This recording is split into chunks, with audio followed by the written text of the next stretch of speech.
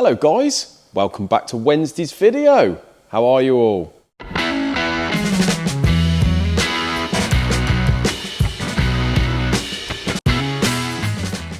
So guys, what is new on this Wednesday? So we've had a little pallet turn up yesterday with what looks like a Perkins 4-cylinder with a set of liners there. Now I think what we've got to do is go through the head, replace the liners, that'll be a job for me, and skim the block beforehand. I don't know, we've got on the top of these liners, we've got a lip on here, so I'm suspecting they're a fully finished liner once I get those out. That'd be nice. But I do like it when people send engines in nice and clean like that. It's been thoroughly cleaned. Thank you very much, whoever it is. Subaru in the box, all ready to go. That's all paid up. Thank you very much, Mark. It's been a pleasure. I hope to God he gets that into the car, trouble-free, and can take himself to his wedding, whatever he's going to do. So, guys, we have had a little delivery from Ultra Parts down the road. So Ultra Parts, believe it or not, do supply, I think, most of the country's factors with the old Ford bits and various bits, but they're certainly who I get most of my Cosworth gaskets, etc. off. So we've got two lots here, one for the engine that I'm doing over here, the big spec one, and one also there, the one that we're just going to build the short motor on. So we've got the Victor Rhines steel gaskets that they do us down the road at cheaper than anyone else can do them for me. We've got one set of head bolts, because this one here has got head studs, two cam bout kits. We've got two of the hydraulic lifter sets. So these are the twin chambered original type. And then we've obviously got the gasket sets and that, guys. So got most of the gaskets for that. It's ideal. I've just waiting for a set of bearings to turn up for this one and some thrusts. And then we've got most of the bits. So what we got going on, I have, oh yes. So I've blasted the Cosworth head for this. I've got to fit a set of guides, cut the seats, give it a face, and obviously give the bowels a birthday. So that's all nicely blasted in the Vapor Blaster. And the same gentleman who sent me that engine has sent me another head to do. So I blasted that one, and that's ready to do. But out here, there is the other cylinder head that I'm doing for that other engine. So I've just got to blast that. So it's been a bit of a Cosworth cylinder head day, guys. But over here, Isaac is stripping this Mini. Now, this is the first Mini A series that we had in. This is obviously the second one. And what we're doing is just stripping it on this bench, get everything pretty clean, and then we can sort of recon everything. But at the moment, the usual A series clutch issue, trying to get the clutch off the taper on the end of the crank, nightmare. So Isaac's put a puller on the end of it, applied some heat, and we're going to leave that for a while. And sometimes it just goes bang and comes off. So that is what we're doing at the moment, guys, getting amongst these A series. Bit of a mess on this bench, but it's all work in progress, I'm afraid. So we're going to get this engine in a minute, the Rover K series, on that engine stand that the Subaru was on. Various cranks here that John's been grinding and polishing. We have a Transit 2.2, which is, I think this one is actually in the Ranger, same motor really, but they just changed bits on the sump. So he's polished that. That had actually got white metal on the centre main, and when John actually got it off and polished it, it measures up perfect. So not bent, anything like that. So we've ordered some bearings, skimmed the head for him, and he's going to be building that himself. This here is the Alfa Romeo. I think that's for Bob Dove Motorsport there. Whether he's ground that, I think. Ground the mains and the big ends. So yeah, loads going on, guys. And at the moment, we're just trying to plough through it. Okay, so I'm just balancing up the rods on the two Cosworths here, sizing them, etc. And Isaac is in the process of balancing the crank assemblies. Now, this one here is the big power one. This one over here is Eddie's, the one that was in the Mark 1 Escort that he was unsure of and built himself. So, the crank on this one, Isaac said wasn't too bad, but it was still out a little bit end for end. But it had a lot of lightening and polishing, etc. This one over here, Isaac is just doing in a minute, and it has supposedly all been balanced, so we'll go over and see what that's like in a moment. Rod wise, in fact, these rods, Eddie, if you're watching, were probably the best housings that I've seen on a set of Cosworth rods for ages. I've just eased them out because I always take them to top limit, but they were pretty good, to be honest with you. These ones here, which have had plenty of sort of polishing and work done by the looks of it, were on bottom limit and in some areas below bottom limit. So these needed some serious sizing. So it just goes to show, really. You spend all the time doing the polishing, etc., but the housings weren't great. So I'm just in the process of sorting these out.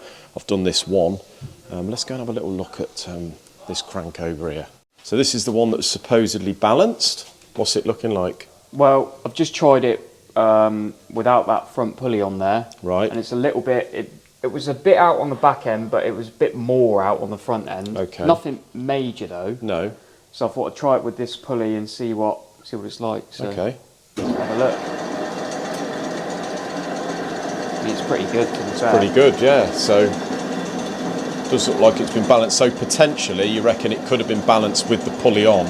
Yeah. Rather than the crank done end for end. Yeah. And then, well, maybe, or it might have been that they have definitely done some grind marks on the crank. yeah, I'm just wondering whether they just had the pulley on and Yeah. they've basically ground they've ground bits, took the material off the crank. Yeah, potentially. Yeah. But they've done it as a whole unit. So if you change the pulley, it's going to be really it could be out. going to be issues. But Yeah. well, at least it was in anyway. So Yeah, that's, so it's pretty good. So I'll probably take that off now and then do it how we do it, end for end, and that's it. Yeah, go do it through it like individually and end for end. we got the flywheel and everything for this, haven't we? Yeah, we have, mate. Yeah, over here. So that's good news on the crank. It does look like it has been balanced, just not the way we would have done it, really. But this other block here for the Cosworth with the liners, you can see now that is all complete, all cleaned and ready to put back together. So as soon as I get that crank back from out the washing machine and sorted these rods, I can now do a dummy build, which will be done today. And let's have a look to see what our crank clearances are like now. It's that time again, mate, isn't it? Yeah. So, how's your day going? Hey? How's your day going? Not too bad. Done a few cranks, balanced a few. Yeah? Done the 2 Cosy cranks for me. Yeah, done the 2 Cosy cranks. I've just done an Alpha crank as well. Been a bit of a Cosworth week for me, really, isn't it? Yeah, you've had loads on. Yeah.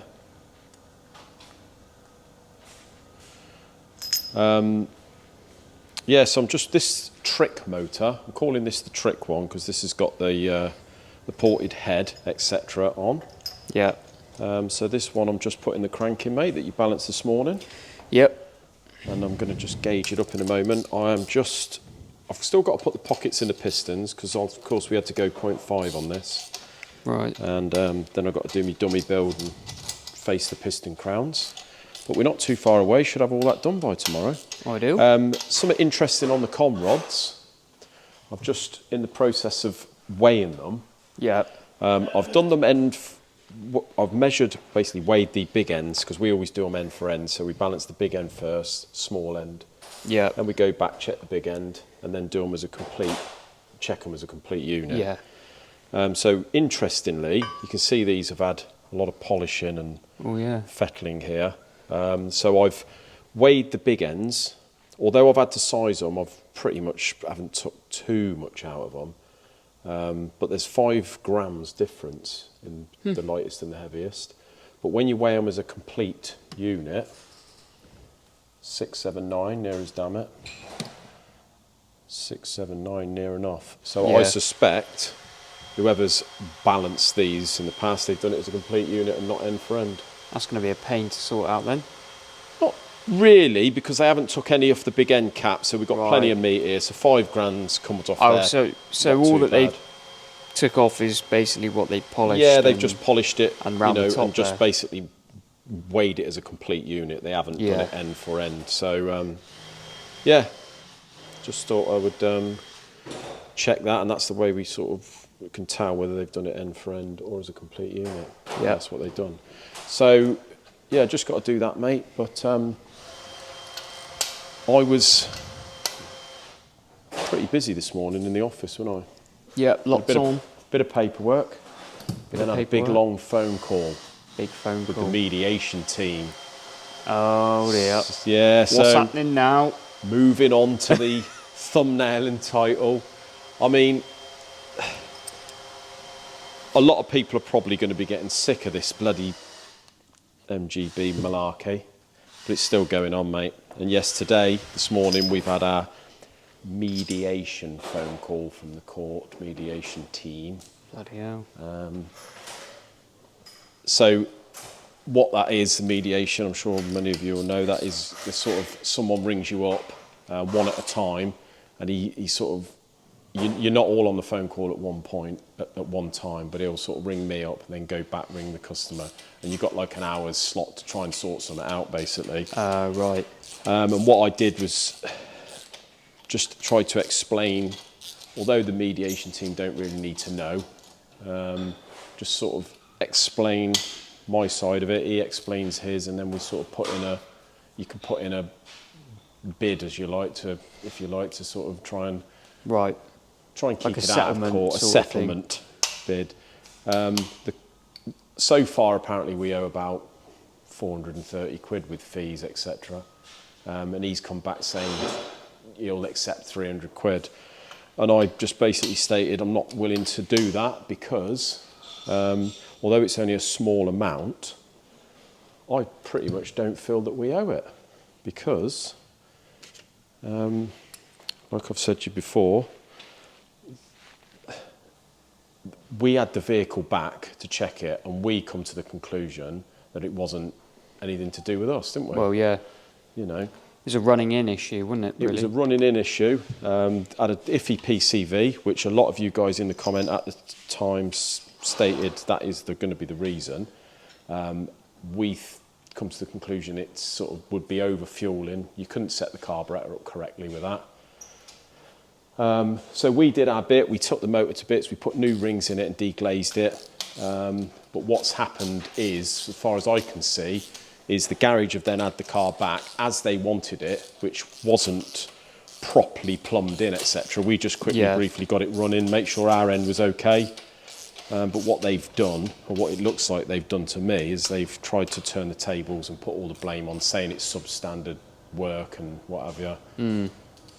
So what I said was, and what I shall say in court when it goes, is as far as I can tell,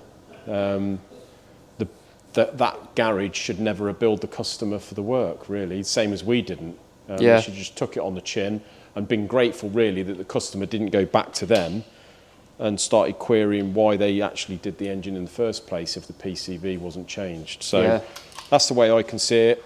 You know, you guys let me know down in the comments if you feel any different or feel like I should just pay the money, but I don't feel like I should pay any sort of money to something that I really don't feel is our problem, you know. Sounds fair enough to me. So that's how we've left it, mate. So they said that the court hearings at the minute can sort of take up to 9 months, so we might not hear until the end of the year, but watch this space, innit? That's what's happened. So what you got going on down there then, mate, over there? Still more balancing? Just finishing off that alpha crank, just polishing the journals. Right. And then I'll stick it in the wash. And that Nice. one's done. And then I've got those rods to balance. Yeah. And I've got another set of Porsche rods and pistons to balance. Okay. So guys, that's nearly all I've got time for today. I have gauged the mains on this, and we've got 2,000 running clearance, which is absolutely perfect for that situation. So yeah, I do apologise. Another Cosworth day, guys. And talking of Cosworths, we've got a rather grotty looking 200 block come in today, but this is from a good old friend of mine, Russell Payne. I haven't seen Russell for about 10 years, spoke to him via message, etc. But Russell was, I think he was the first 500 plus motor that I built back when I started doing them 10 odd years ago. So really nice to see Russell come over, had a good old chat with him, but he's back in the game. He's got sucked into the Cosy world again. He's got a lovely 2-wheel drive Sapphire Cosworth, and he wants to keep the engine that's in it, all original numbers, take it out and build a 200 block motor with some half decent power by the sounds of it. So although this block looks really rusty, it's actually been long studded and it's standard bore size. So sounds like he's got an absolute bargain with that. So we shall stick that in the vapor blaster, give it a good clean up, probably bore it, face it, and that should be pretty good. So yeah, great to see Russell. But that's it for another video, guys. Until Friday, have a great evening. We'll see you then. Cheers.